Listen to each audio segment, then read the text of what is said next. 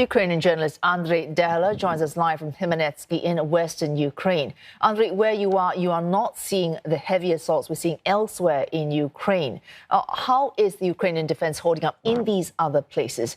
Any threat that any one of these cities might fall in the hours ahead? As it is true that we do not we don't have to see any defensive effort here in the west of Ukraine.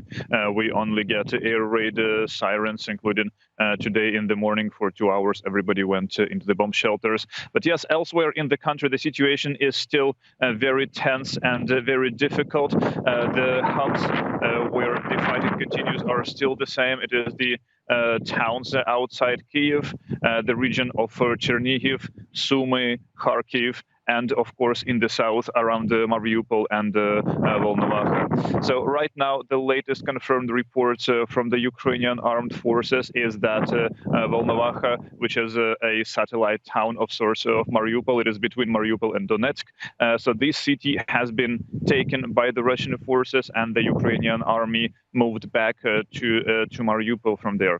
Also, the latest report I have seen so far is that the Russian forces also are entering Mariupol from the east and have taken some of the outskirts of the city.